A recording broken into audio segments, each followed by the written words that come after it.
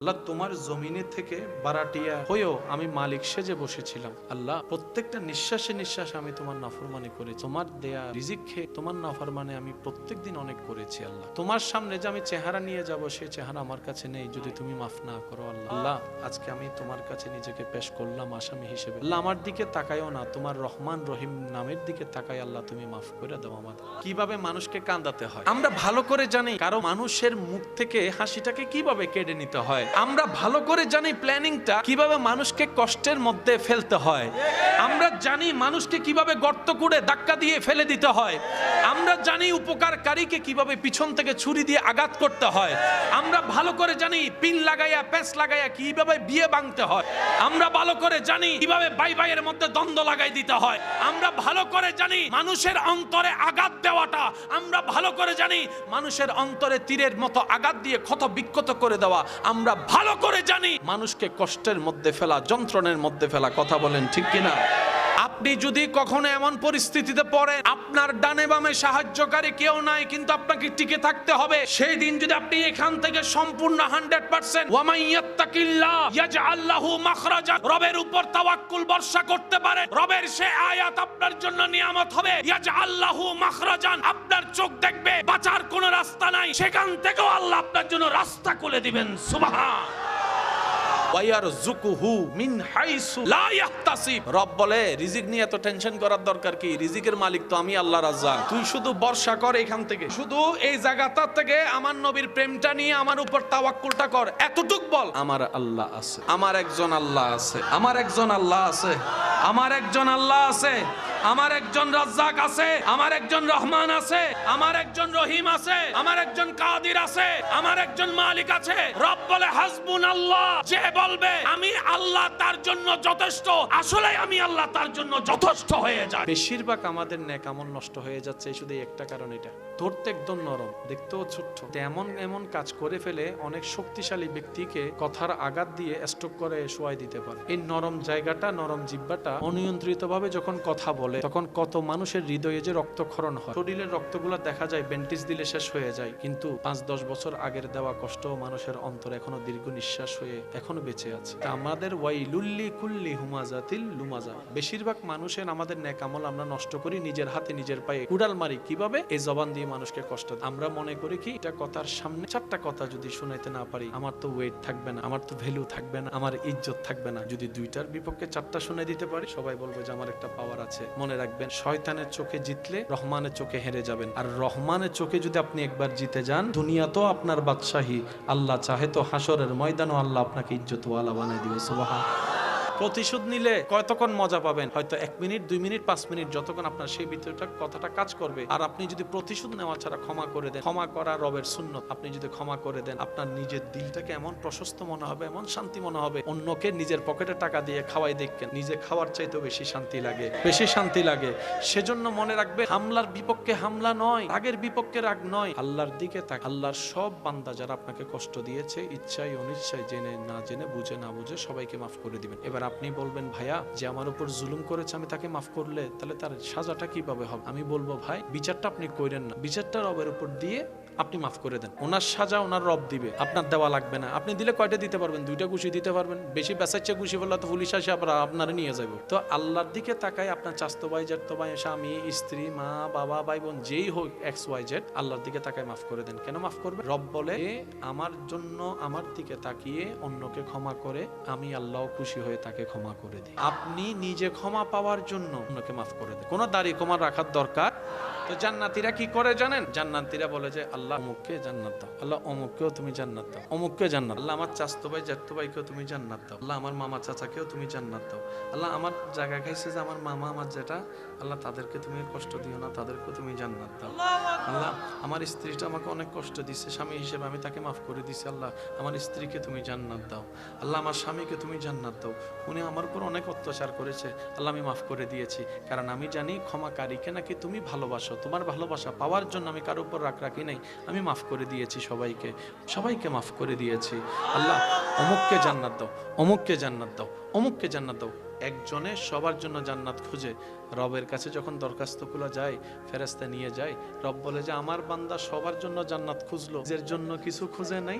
তখন ফেরেশতা বলে আল্লাহ সে বুঝে ফেলেছে, তুমি তার জন্য করো যে অন্যের জন্য করে, তুমি তাকে শান্তি দাও যে অন্যকে শান্তি দেয়, তুমি তার ইজ্জত হেফাজত করো যে অন্যের ইজ্জত হেফাজত করে, তুমি তার দোষগুলোকে গোপন রাখো যে অন্যের দোষগুলোকে গোপন রাখে, যে অন্যকে শান্তি দেয় তুমি তাকে শান্তি দাও। সেই সূত্রটা শিখে ফেলছে, তাই আগের মতো নিজের জন্য দরখাস্ত করে না, এখন তোমার সৃষ্টির কল্যাণে দরখাস্ত করে। রব বলে যে আমার বান্দার ভালো চাই, আমি আল্লাহ তার ভালো চাই। সে অন্যকে জান্নাত দিতে চেয়েছে, আমার কাছে ফরিয়াদ করেছে, আমি আল্লাহ তারও জান্নাত দিয়ে দিলাম। সুবহান আল্লাহ। কয় কি চাস? আল্লাহ ওরে চাই, ও কি হালাল না হারাম? এখন আপনি যদি বলেন যে আল্লাহ আমারে 2 বোতল মদ দেন, এটা যেমন আল্লাহ যায় নামাজ বিছাই আল্লাহ আমারে 2 বোতল দাও, এটা যেমন করবেন না ওইটাও করবেন না, তো করবেন কি? আল্লাহ যদি আমার জীবনের জন্য কল্যাণকর হয়, সে আমার হলে তুমি খুশি হও, তাহলে দিও, আর না হলে দেওয়ার দরকার নাই। এভাবে কি আমরা করি? আমরা আল্লাহর কাছে যখন সবকিছু চাইবো, কার কাছে দিবেন? কে? চাওয়ার একটা সিস্টেম আছে না? দেখেন তো এরকম চাওয়াটা আমাদের মধ্যে হয় কি? আল্লাহ আমাকে একটা ঘর দি, আল্লাহ আমাকে একটা ফালসাত বলে আল্লাহ একটা আইফোন, আল্লাহ আমাকে একটা ভালো কোম্পানিতে চাকরি। এবার আল্লাহ পাক আপনার দোয়া কবুল করে আপনার ঘর দিছে কিন্তু শান্তি নেই। আল্লাহ আপনারে বউ দিছে কিন্তু ঘরের মধ্যে আপনার বউ আপনার তুলে আর বয়। লাভ কি? সেজন্য দোয়া এটা করবেন না আল্লাহ একটা ঘর দাও, আপনি বলবেন আল্লাহ একটা সুখের ঘর দাও, আল্লাহ একটা পবিত্র জীবন সাথী দাও, আল্লাহ নেককার সন্তান দাও। আমরা দোয়া করি কি? আল্লাহ একটা ছেলে দাও, একটা মেয়ে দাও, আল্লাহ একটা ছেলে দাও, একটা মেয়ে দাও। আচ্ছা ছেলেটা হইয়া যদি, এবার বলেন ছেলেটা কি হওয়া দরকার না মরে যাওয়া দরকার? তেমন ছেলে সন্তান লাইয়া লাভ কি? বলবেন আল্লাহ একটা নেককার সন্তান দিও, আল্লাহ সুখের একটা ঘর দিও, আল্লাহ হালাল একটা চাকরি ব্যবসা দিও, তাহলে আপনার ফিদ দুনিয়া হাসানাতাও ওয়া ফিল আখিরাতি হাসানা, দুটোটাই আপনার হয়ে যাবে। আরে আপনার রব তো এমন, এই রবের দরবারে কমতি নাই, উনি দিতে কিপটামিও করে না, তো পাবেন না কেন? উনি ফেরাউনেরে দিছে না, তা আমরা তো গুনাহগার, ফেরাউনের মতো তার বেয়াদব না। মনে রাখবেন গুনাহগারের মাফ আছে, বেয়াদবের কোনো মাফ। আর পাগলরা নগদে বিশ্বাস করে, আর মুসলমানরা কয় বাকি রাখছি রবের কাছে, আমাদের সবকিছু রবের কাছে জমা। মানজা বিল হাসানাতে ফালাহু আশরু আমসালিহা, রব বলে যে আমার নামে 1 জমা রাখবে আমি তাকে 10 গুণ বেশি দান করব। আল্লাহ 10 গুণই কি সর্বোচ্চ? রব বলে যে না, সর্বনিম্ন 10 গুণ, সর্বোচ্চ 700 গুণও হইতে পারে, 7000 গুণও হইতে পারে, 7 লাখ গুণও হইতে পারে, বেগাইরে হিসাব ছাড়াও দান হতে পারে। জীবনে কত কাউকে ডাকছি, কত মায়া করে কতজনের নাম ধরছি, কতজনের জন্য চোখের পানি ফেলছি আপনি আমি, কিন্তু আফসোস যিনি বানিয়েছেন ওনার জন্য এখনো পর্যন্ত চোখের পানি ফেলার সুযোগ আপনার আমার হয়। মন ভরে ওনাকে একবার যে ডাকবো সে ডাকাটাও কখনো হয় নাই। জবানে অনেকবার ডেকেছি, হয়তো দিল থেকে ওইভাবে ডাকাটা হয় নাই। একবার ডাক যদি কবুল হইয়া যায়, একবার শুধু আপনার ডাকটা কবুল। আসেন, এতদিন তো অন্যের দোষ ধরে সময় কাটিয়েছি, আজকে নিজের দোষগুলো একটু খোঁজার চেষ্টা করব। এতদিন কাটাইছি কি নিজের দোষ খুঁজে নাকি অন্যের দোষ খুঁজে? আজকে খুঁজবো নিজের দোষ। কেন? হাসরে তো আল্লাহ আমাকে অন্যের সম্পর্কে জিজ্ঞেস করবে না, আমাকে আমার সম্পর্কে জবাবদিহি করতে হবে, আপনি আপনারটা করবে। সেজন্য বুদ্ধিমানরা অন্যের দোষ খুঁজে সময় নষ্ট না করে নিজের দোষের জন্য রবের দরবারে তওবা করে করে জান্নাতের রাস্তাকে সহজ করে ক্লিয়ার করে। সুবহানাল্লাহ। মৃত্যুর যন্ত্রণা, মৃত্যুর কষ্ট, এটার যে মাত্রা, সেই মাত্রাকে সামনে রাখলে পৃথিবীর পাওয়া আপনার আমার সমস্ত কষ্টগুলা তুলার মতো মনে হবে। ওই কষ্ট যখন আপনি আমি অনুভব করা শুরু করব, ওই কষ্টের সময় যখন পার হওয়া শুরু হবে, তখন আপনার আমার কাছে দুনিয়ার এই সমস্ত কষ্ট যেইগুলাতে আপনার আমার মনে হতো আমার পক্ষে আর বাঁচা সম্ভবপর নয়, আমি হয়তো আর বাঁচতে পারবো না, আমি বেঁচে থেকে আর কি লাভ, মরে গেলেই ভালো, এই চিন্তায় যে কষ্টগুলাকে সামনে নিয়ে করতাম, মরণ যন্ত্রণা শুরু হয়ে গেলে ওই কষ্টগুলা আর কষ্ট মনে হবে না। মনে রাখবেন, অনেকে কষ্ট সহ্য করতে না পেরে নিজেকে আত্মহত্যার দিকে ঠেলে দিয়ে সুইসাইড করে, বিষ খেয়ে নিজেকে হত্যা করার চেষ্টা করে। জেনে রাখবেন, মনে রাখবেন, যেই ব্যক্তি কষ্ট সহ্য করতে না পেরে আবেগে, রাগে, অভিমানে গলার মধ্যে ফাঁস লাগিয়ে দেয়, সেই ব্যক্তিও মরণ যখন কাছে চলে আসে, নিঃশ্বাস যখন বন্ধ হওয়া শুরু হয়, সেও কোনো না কোনো ভাবে আবার নতুন করে বাঁচার চেষ্টা ঠিকই করেছিল। যখন ফাঁস লেগে যায় তখন বিবেক খুলে, যখন বিষ কণ্ঠনালী দিয়ে নেমে যায় তখন বিবেক খুলে, তখন আর আবেগ কাজ করে না, তখন অভিমান কাজ করে না। কিন্তু আফসোস, সেখান থেকে ব্যাক গিয়ার দিয়ে আবার নরমাল লাইফে আসার কোনো সুযোগ। সেজন্য গবেষণা করে দেখবেন এই পৃথিবীতে যত রকমের মানুষ আছে সবচাইতে সুইসাইড কম সংখ্যা পাওয়া যায় একমাত্র মুসলমানদের ভিতরে। সুবহানাল্লাহ। সংখ্যা প্রত্যেকটা জায়গায় আছে, কম হচ্ছে মুসলমানের। এবার বিশ্ব জ্ঞানী ব্যক্তিরা এই বিষয় নিয়ে গবেষণায় পড়ে গেল, কিরে ডলার যাদের অভাব নাই তারা দেখি নেশা করে করে জীবন নষ্ট করে ফেলছে, যাদের স্বর্ণের অভাব নাই, তেলের অভাব নাই, ল্যান্ড ক্রুইজারের অভাব নাই, প্রাডোর অভাব নাই, তারা দেখি সুইসাইড করে ফেলছে, একাকিত্ব জীবন নিচ্ছে। মুসলমানদের সংখ্যা এই হারে কম, কারণটা কি? গবেষণায় যখন লাগলো তারা দেখতে পেল মুসলমানদের কাছে এমন একটা জিনিস আছে যেটা অন্য কারো কাছে নাই। ওই জিনিসটা হচ্ছে, এক নাম্বার, মুসলমানদের ভিতরে রবের উপর ভরসা, বিশ্বাস জিনিসটা বেশি আছে। সুবহানাল্লাহ। মুসলমানদের ভিতরে ধৈর্য ধরার একটা প্রবণতা আছে। মুসলমানদের ভিতরে পাই না পাই হা হুতাশ না করে রব যতটুক দেয় অতটুক পেয়ে আলহামদুলিল্লাহ বলে দিল থেকে রবের দরবারে সিজদা দিয়ে শুকরিয়া আদায় করার প্রবণতা আছে। বলেন সুবহান। আল্লাহর নিয়ামত পাওয়ার কোনো যোগ্যতা আমাদের, আল্লাহর নিয়ামত পাওয়ার মতো এবিলিটি, ক্ষমতা, যোগ্যতা, কোয়ালিটি আমাদের কারো ভিতরে তো যা পেয়েছি সব রব দান করেছেন, ভিক্ষা দিয়েছেন। আর ভিক্ষুক কখনো ভিক্ষা পেয়ে নাক মুচড়ানো মানায় না। ভিক্ষুক ভিক্ষা পেয়ে সুন্দর করে হাসি দিয়ে চলে যেতে হয়, এটাই ভিক্ষুকের লক্ষণ। কথা বলেন ঠিক কিনা? হিংসা, অহংকার, আমিত্ব, লোভ, লালসা, গীবত, পরনিন্দা, এগুলো আমাদের লাভ করে না ক্ষতি করে? দুনিয়ার জীবন কি সুন্দর করে না নষ্ট করে? এগুলা কি গরু ছাগল করে না আমরাই করি? আমাদের এই সমস্ত জিনিসগুলো আমাদের কোথায় আছে? কানে, মুখে, পিঠে। কোথায়? হিংসা কোথায়? পিঠে না দিলে। অহংকার কোথায়? লোভ কোথায়? আমিত্ব কোথায়? এবার বলেন নিয়ত কোথায়? ঈমান কোথায়? সেজন্য এই জায়গাটা পরিষ্কার করতে হবে। এই জায়গাটা পরিষ্কার হওয়ার পর যদি একটা সিজদা দেন, এবার এই জায়গাটা নষ্ট করে দিছে কে? আমাদের মানব শরীরে চুলের আগা থেকে শুরু করে পায়ের তলা পর্যন্ত যতগুলা জায়গা আছে এই শরীরের ভিতরে, আপনার আল্লাহর আপনার কোন জায়গার প্রতি মনোযোগ, নজর আছে বলে আপনার মনে হয়? কানের দিকে, হাতের দিকে, নখের দিকে, নাকের দিকে, চুলের দিকে, পেটের দিকে, কোমরের দিকে, পায়ের দিকে, মনের দিকে, মনের দিকে, মনের দিকে, পিঠের দিকে, মাথার দিকে, চোখের দিকে, মনের দিকে। এবার বুঝতে পারছেন শয়তান কেন তার নোংরা জিনিসগুলো সব ফিটে না রেখে মনে ঢুকে দিছে? শয়তানের প্ল্যানিং হচ্ছে আপনার আল্লাহর নজর আপনার মনের দিকে। এখন এই জায়গায় যদি নূর থাকে আপনি আল্লাহর বলি হয়ে যাবে, এটা ও সহ্য করতে পারে না। ও তখন কি করে? আপনার সেই মন ঘরের ভিতরে হিংসা ঢুকায়, অহংকার ঢুকায়, লোভ ঢুকায়, আবর্জনা করে ময়লা বানায় ফেলে। এখন এদিকে আল্লাহ তাকায় না, সেজন্য আপনার নামাজটা নামাজ আর হচ্ছে না, আমার নামাজ হচ্ছে না। সেজন্য আমরা আল্লাহু আকবার, আলহামদুলিল্লাহি রাব্বিল আলামিন, আর রহমানির রহিম। আরে মোবাইলটা তো ব্যাটের উপর ফালাই আসছি, আমার বউয়ে যদি মোবাইলটা পায় তাহলে তো সব কিছু। এই জামিলাটা কোন জায়গা থেকে লাগছে? এখানে আমার অনেক ভাই বোনের মনের একটা প্রশ্ন, কয় এমনি বসে থাকলে আজারে চিন্তা আসে না, যখনই নামাজে ঢুকি এরই খাইছে রে সব, মনে হয় যেন আমি বিশ্ব চিন্তাবিদ হয়ে গেছি। এগুলো করাচ্ছে কে?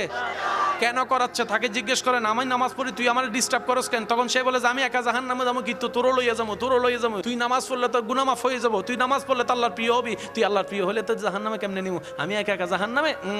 চলবে না, আমিও জাহান্নামে তুইও জাহান্নামে। সেজন্য তোর মন আমি দখল করছি, মন দখল করছি।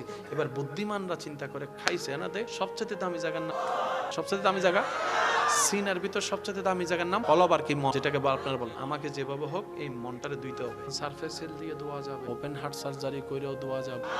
ডাক্তারের বললাম, ডাক্তার আপনি তো ওপেন হার্ট সার্জারি করে সবকিছু দেখেন, আমার মনটা ধুয়ে দেন। কয় তুই পারলে আমারটা ধুয়ে দেয়। সব দেখছি, মনটা দেখি। এবার শয়তান যেহেতু জায়গা দখল করছে কোথায়? মনে। আমাদের মন ধুইতে হবে। শয়তান কি আলো না অন্ধকার?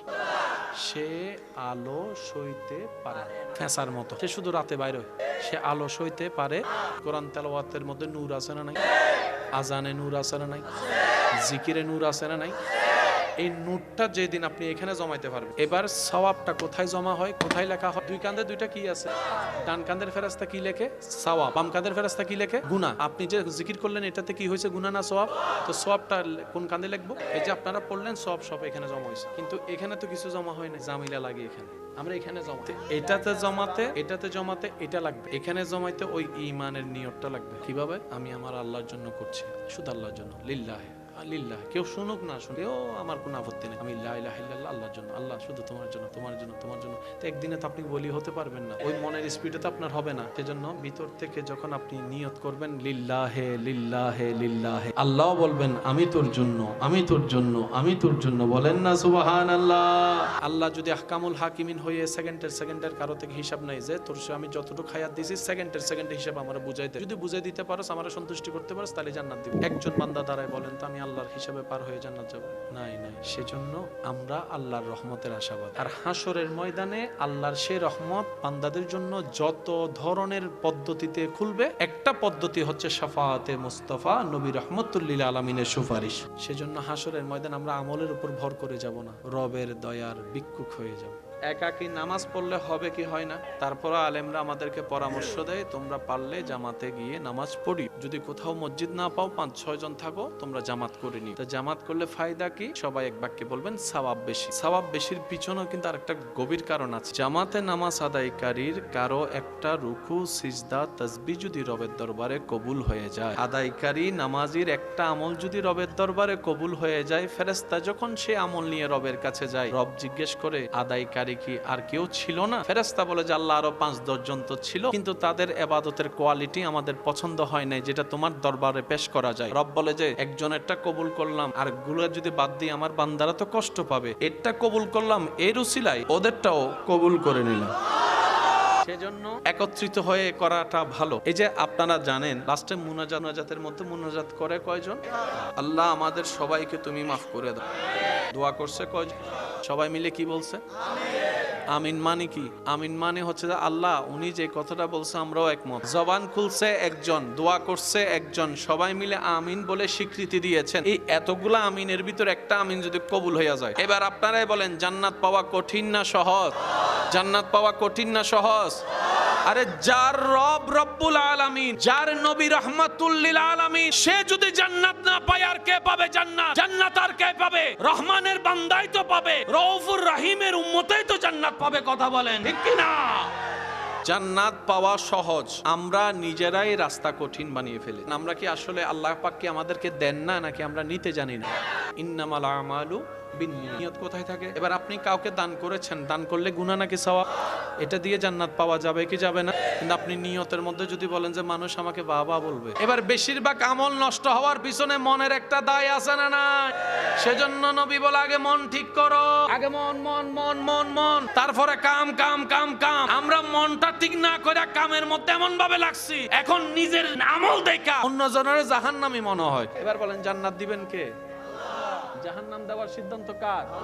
কে কোন জায়গায় যাবে না যাবে এটা সিদ্ধান্ত কার? কিন্তু এই দায়ভার এখন আমরা নিয়ে নিছি। আর আমি নিজে জান্নাতি কিনা সেটার তো কোনো গ্যারান্টি। ইসলামের প্রাক সময়ে ইসলাম ধর্ম কবুল করার কারণে ওনাকে মানসিকভাবে শারীরিকভাবে বিভিন্নভাবে অত্যাচার কষ্ট দেওয়া শুরু করলো। মিস্টার আবু জাহেল অত্যাচার করতে করতে এমন পর্যায়ে গেল, 2 হাত বাঁধা দিল টান দিয়ে, 2 পা রশি দিয়ে টান দিয়ে বাঁধা দিয়ে উত্তপ্ত গরম মরুভূমিতে সূর্যের নিচে ওনাকে শোয়াই রাখলো। এই আরবের গরম সম্পর্কে সবারই কম বেশি জানা আছে। তো উপর থেকে যখন রোদ পড়ে, নিচে যদি বালি থাকে, গরমটা আরো 10 ডবল হয়ে যায়। হযরত জুনায়রা রাদিয়াল্লাহু তাআলা ওনাকে সাজা দেওয়া হচ্ছে। অপরাধ কি? ইসলাম কবুল করেছে, আল্লাহকে মেনেছে, নবীকে মেনেছে, এটাই ছিল ওনার অপরাধ। শেষ পর্যন্ত সেই কাফেররা একটা মূর্তি এনে ওনার চোখের সামনে নিয়ে বলে যে এখন যদি মূর্তিকে স্বীকার করো, মুহাম্মদকে যদি ছেড়ে দাও, আমি তোমাকে পানি দিব, আমি তোমাকে বাড়ি দিব, আমি তোমাকে সব দিব, এই দিব সেই দিব, শুধু একটু কাজ করো, এতটুক বলো আমি মূর্তিকে মেনে নিলাম, আমি মুহাম্মদকে ছেড়ে দিলাম, মুহাম্মদের রবকে ছেড়ে দিলাম। একজন মহিলা হযরত জুনায়রা রাদিয়াল্লাহু তাআলা আনহা বলে আমার জান চলে যেতে পারে, পরিবার চলে যেতে পারে, সন্তান চলে যেতে পারে, স্বামী চলে যেতে পারে, অর্থ চলে যেতে পারে, সুবহানাল্লাহ বলেন, সুবহানাল্লাহ, সুবহানাল্লাহ, আমার সব চলে যেতে পারে, এমনকি আমার জানটা বের হয়ে গেল, আমি ইসলাম ছাড়বো না, আমি ইসলাম ছাড়বো না। তখন সে রাগ করে ছুরি একটা নিয়ে চোখ দুইটারে অন্ধ করে দিছে। অন্ধ করে দেওয়ার পরে যখন চোখ থেকে রক্ত ঝরঝর করে পড়ছে, তখন ডাকছে আল্লাহ আল্লাহ আল্লাহ আল্লাহ আল্লাহ আল্লাহ। ওই যে শক্তি, ওইটা যেটার কথা একটু আগে বলেছিলাম, আল্লাহ আল্লাহ। যখন দেখেছে জবান থেকে আল্লাহ নামটা বন্ধই হচ্ছে না, শেষ পর্যন্ত রাগ করে ওখান থেকে চলে গেল। আর যেতে যেতে বলল, ও জোনেরা, দেখছো আমার মূর্তিকে না মানার কারণে আমার মূর্তি তোকে অন্ধ করে দিয়েছে। মূর্তিকে মানলে তুই অন্ধ আর হতি না, পৃথিবীর আলো ঠিকই দেখতি। জোনেরা বলে, মূর্তিকে মেনে এই আলো দেখার আমার দরকার নাই, আলো থাকা অবস্থায় যা দেখেছি, অন্ধ হওয়ার পর এখন আমি আরো বেশি দেখতে পাচ্ছি, আরো অনেক বেশি দেখতে পাচ্ছি, এমন কিছু দেখছি যা তোরা দেখতে পাচ্ছিস না। বলেন সুবহানাল্লাহ।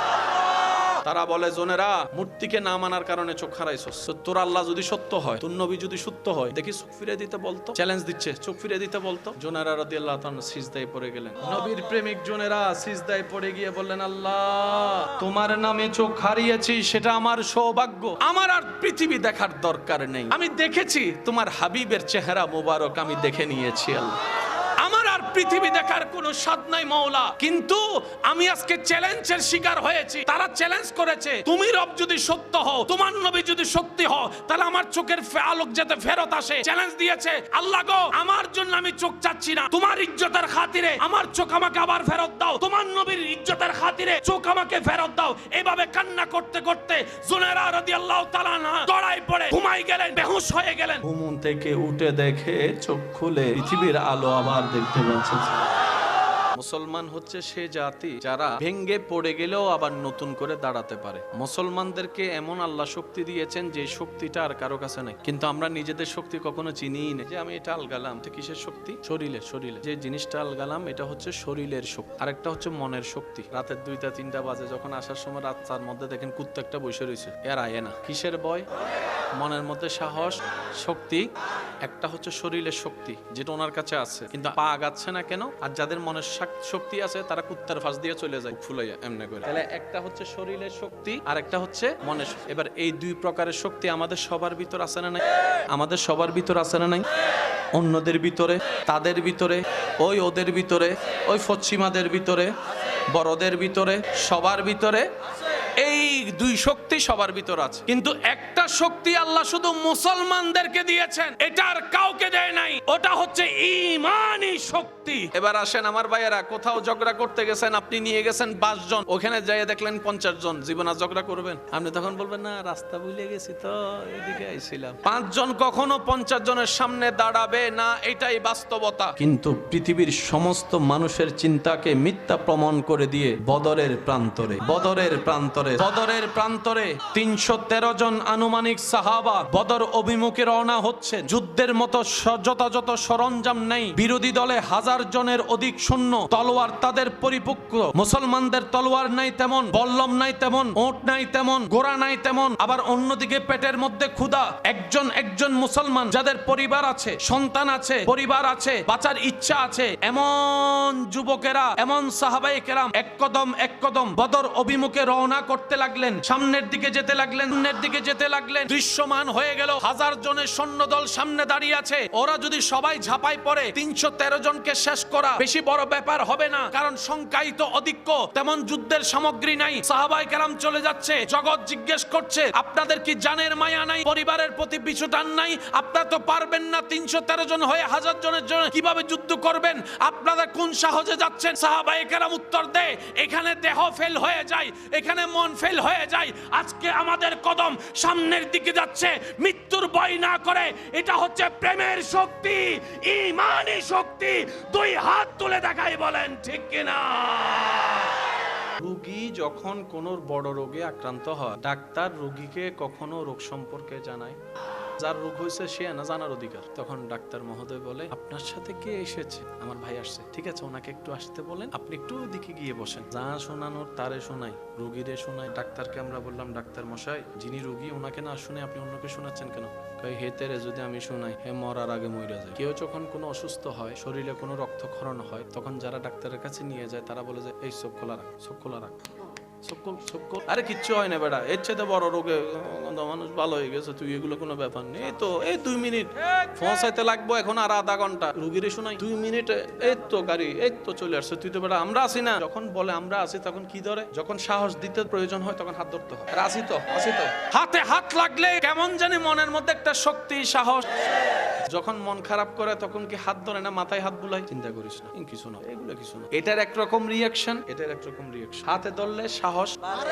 রোগী যত মানসিকভাবে শক্তিশালী হবে, সে রোগের সাথে তত বেশি যুদ্ধ করতে পারবে। করোনাকালীন অনেকে এসির ভিতর থাকা, আর আমার রিক্সাওয়ালা ভাইয়েরা এমন কথা শোনা খাইছে। একজনে কয় আমি ফান খাই, আমার কি করুন হইব না। আরেকজনে কইতেছে যে মাস্ক দিছে, হেতেরে দেখছি করুন হইতেছে, মাস্ক দেয় না তারও করুন হয় নাই। মেন্টালি আমি আবার চিকিৎসা বিজ্ঞানের বাইরে যাচ্ছি না, এগুলো মানুষের একটা ধারণা আর কি। সেজন্য বলা হয় ইন্নামাল আমালু বিন্নিয়াত। কখনো কল্পনা করেছেন ইন্নামাল আমালু বিন্নিয়াত কেন বলেছেন আমার রাসূল? প্রত্যেকটা কাজ নিয়তের উপর নির্ভরশীল। এবার বলেন কাজ কি ভিতরে না বাহিরে? নিয়ত। হাত কি ভিতরে না বাইরে? ঈমান ঈমান ঈমান ঈমান। নবী বলছেন প্রত্যেকটা কাজ ভিতরের সাথে সম্পৃক্ত। তোমার ভিতর যত মজবুত হবে, তোমার কাজটা তত সুন্দর হবে। জামিলা কি আমাদের বাহিরে না ভিতরে?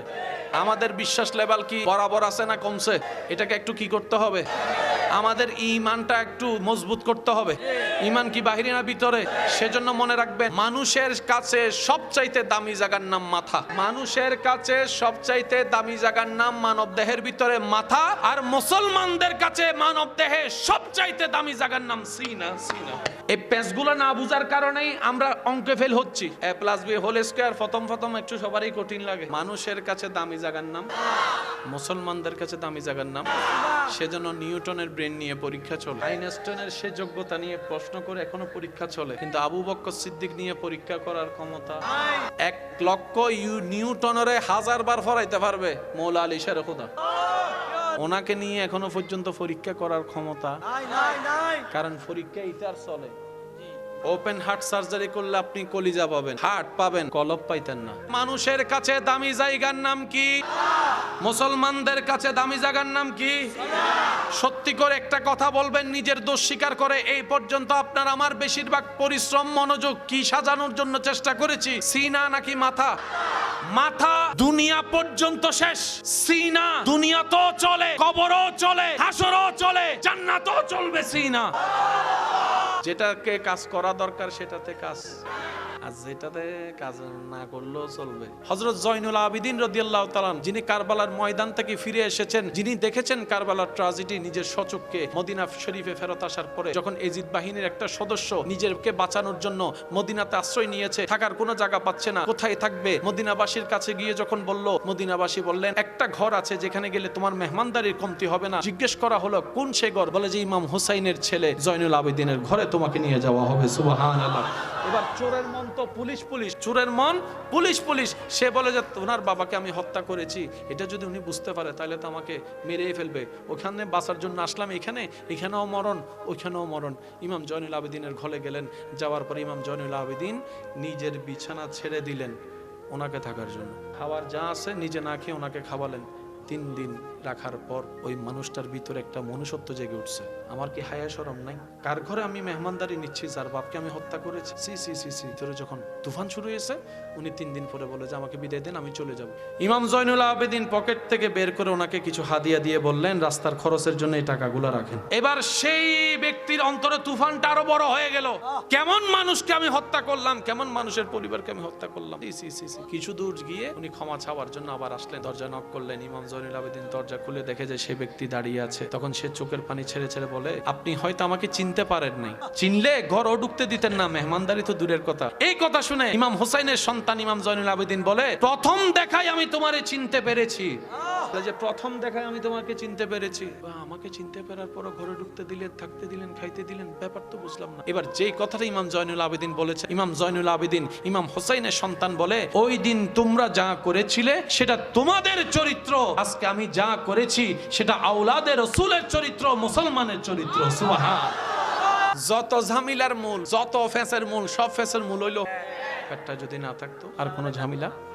খাবার খাইলে পেট ভরে, অন্যকে খাওয়াইলে মন যখন ভরে যায়, খিদার লাগে আমার মা বোন যারা ঘরে রান্না করে, যাদের রান্নায় সবাই খায় পেট ভরে, দিন শেষে দেখবেন ওনারাই আর খাবার পায় না। যাদের মজা মজা রান্নাগুলা সবাই খেয়ে পেট ভরে সুন্দর করে আঙ্গুল ছাড়তে থাকে, দিন শেষে দেখা যায় ওনারা ঝোল আর আলো ছাড়া ওনাদের নসিবে কিছু।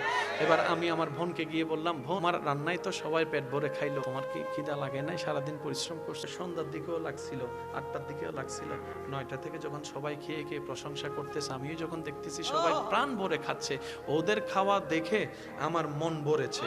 মন ভরার সাথে সাথে আমার পেটের ক্ষুধা চলে গিয়েছে, বুঝতে পারি। তাহলে আপনার মন ভরার সূত্র হচ্ছে অন্যের পেট ভরান। এখন আমরা করি কি? সেজন্য আমাদের খাবার আছে, মনে শান্তি নাই, ঘর আছে, মনে শান্তি নাই, গাড়ি আছে, মনের শান্তি নাই, পরিবার আছে, মনের শান্তি নাই, নাই নাই নাই, কিচ্ছু নয়। কারণ নিয়ম তো নিয়ম। শান্তি দেন কাকে? যে অন্যকে শান্তি দেয়। এবার বলেন, আল্লাহ কি আমগরে শান্তি দেয় না, নাকি আমরা নিতে জানি না? আল্লাহ কি দেয় না, নাকি আমরা নিতে জানি না? এবার আওয়াজ দিয়ে বলেন, দোষটা কাদের? ব্যর্থতা কাদের? কমতি কাদের? আল্লাহ কি প্রেম করতে কইছিল? গেছি কারা? ছাকা খাইছি কারা? ছাকা খাইয়া বেকা হইছি কারা? দোষ দিতেছি কার উপর? তাহাজ্জুদ পড়া তোমার কাছে চাইলাম, তুমি আমারে দিলা না। গুনাহগারের মাফ আছে, বেয়াদবের কোনো মাফ? আল্লাহর ট্যাক্স সাইডে রাখেন, আপনার নিজের কাছে চিন্তা করে দেখেন, বেয়াদব যদি আপনার কাছে এসে বেয়াদব পে করে যদি আপনার কাছে মাফ চায়, নিজের বউরে মাফ করে নি মানুষে। ভুল করছো, ঠিক আছে, সরি। তুমি ভুলও কইবা, আবার কইবা যে করছি কি হইছে? প্রথমটা ছিল কি? ভুল, পরেরটা কি? বেয়াদবি সব সময় রহমতের থেকে মারুন, সে যেই হোক, এক্স ওয়াই। আর বেশিরভাগ বেয়াদবি হয় দুই কারণে, হয়তো অহংকারের কারণে, না হয় হিংসার কারণে। এবার বলেন, এই দুইটা জিনিস আমাদের কি লাভ করে না ক্ষতি করে?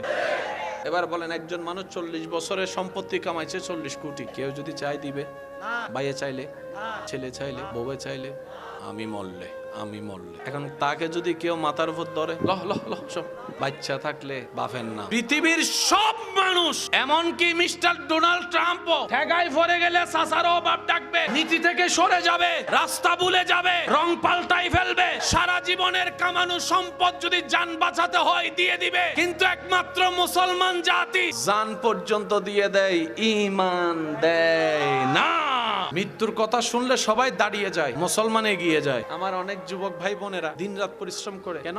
গোল্ডেন এ প্লাস পাওয়ার জন্য। Very good, golden A plus তো দরকার। গোল্ডেন এ প্লাস পেয়ে কি করবেন? ভালো একটা জব নিব, ভালো একটা ফ্যাক্টরিতে চাকরি নিব, ভালো একটা কোম্পানিতে চাকরি নিব। অনেক কোম্পানির মালিক এ মাইনাস পাইছিল, বড় বড় কোম্পানির মালিক পড়ালেখা এ মাইনাস পাইয়া কোটিপতি হইয়া এখন ফ্যাক্টরি দিয়ে বসে রয়েছে। এ মাইনাস ওয়ালার কাছে চাকরি খুঁজতে যায় গোল্ডেন এ প্লাস ওয়ালা।